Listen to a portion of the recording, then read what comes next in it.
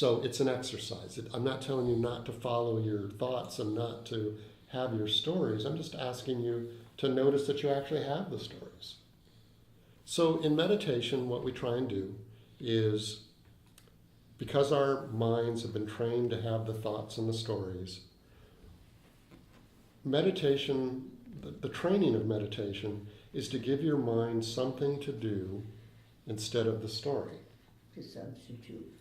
Yeah, it's a substitute. So it's kind of like, I make a joke about this, it's kind of like giving a dog a bone to chew on. You need to give your brain something to do other than tell yourself stories. So in meditation, we take something, and in the tradition that I've been trained in, we use our breath as the object of our noticing. So we notice our breath, everything about it. I'm breathing in. What's it feel like? Is it hot or cold? Can I feel my lungs swelling? I'm breathing out. Is it hot or cold? I can feel my body changing. And listening to the sound of your breath as it goes back and forth. This is your touchstone. So as you're sitting and as the thoughts arise and the story starts, you place your attention on your breath instead of the story. And you can almost do this as a thing in your mind. If you're thinking a story, you can go, where's my breath? Oh, my breath, okay. There's my breath, in and out. In and out, the story starts. Next thing you know, you're in the story. Oh, I'm in a story. Where's my breath? Oh, in and out. And so it's this continuing to divert your thinking from the story to your breath. Now again, this isn't, I'm not telling you not to think. You have to think. You have to have stories. You have to do all that to get through the day. But if you practice this long enough, you get to the point where you can choose not to think. And it's such an awesome feeling. It's like you'll just notice you're not thinking anymore. You're just kind of like being where you're at. You're just kind of, you're there. You know, that's that whole thing about, no, you're not daydreaming at all. In fact, because nothing is going through your mind. And it's just kind of this beautiful sort of calm feeling of, and then when a thought does come up, it's funny because you actually can notice the thought coming up. And then what am I going to do with the thought? Am I going to follow it to where it needs to take me? Or if something comes up and you have to now go do something, then you re-engage your brain. What it does is it gives you rest in between your need to think, so that you're just not constantly thinking those same thoughts every day, the same stories, which basically just wears you out. So it's a way to rest. You seem like you identify with that. I do. Yeah, and everyone does this, but everyone does this storytelling and this sort of thinking that just is not useful, because most of those story isn't true. Most of the story is just made up. You know, you're re-remembering things or imagining things in the future that might or might not happen. You're re-remembering things in the past that don't matter anymore. It's like you don't need to do that. It's not necessary. It isn't. Some people think they have to keep their minds alert and healthy by exercising them with thought. Yeah. You know? So they think that the more they think, the more they're using their brain. Well, what if we wrote down this thought, this story, or whatever? Well, that would help you. Keeping your mind active. That would help you notice that you're actually telling the story, but Right. why not use your brain for other things like creative things or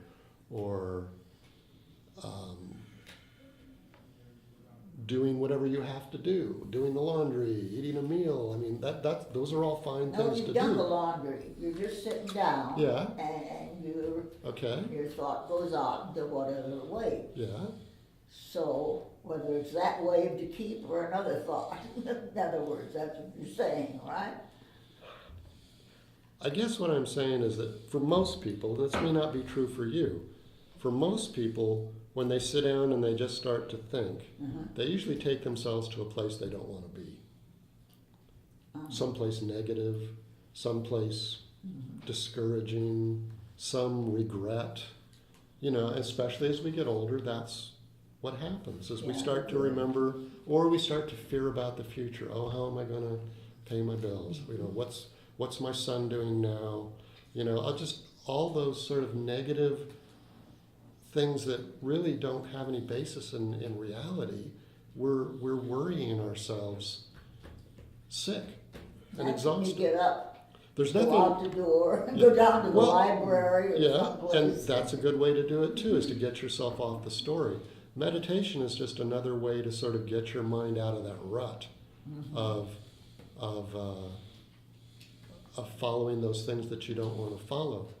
If you have the ability, and some do, to simply sit and contemplate pleasant things, that's as good as meditation. Well, I call that ruminating when I get into this vicious cycle about, you know, this, and I'll think about one thing, and then that'll lead me down the road, which is the story, Mm-hmm. down the road to the next thing. Pretty soon I'm caught in that Yeah. cycle. Well, and again, I'm not saying there's anything wrong with the way our brains work or that we shouldn't have stories.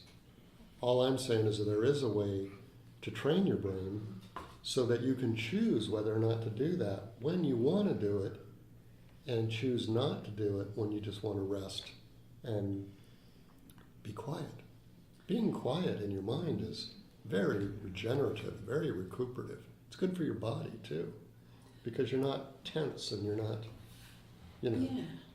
Well, I just watched one of our residents has some CDs about brain and the functioning of the brain. Mm-hmm. And, you know, I was there watching that, and he was talking about how, you know, stressors are greater as we age because they're cumulative, Mm-hmm. which is our stories really cause this stress.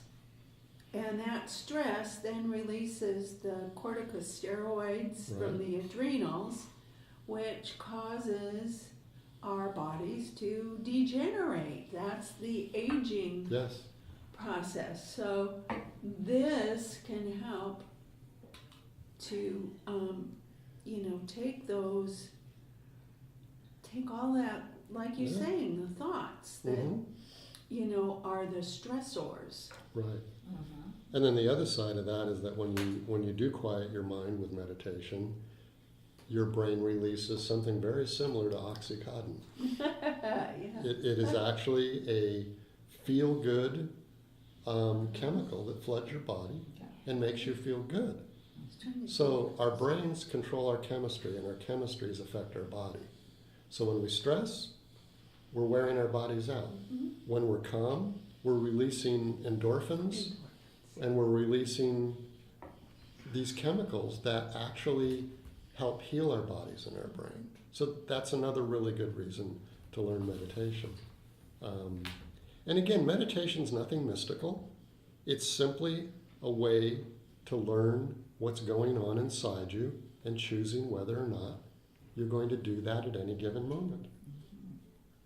So it's control is what it is, but not in a overbearing manner, but in a enabling manner where I have control of what I'm going to do. I'm not at the mercy of my brain that spins out all these stories.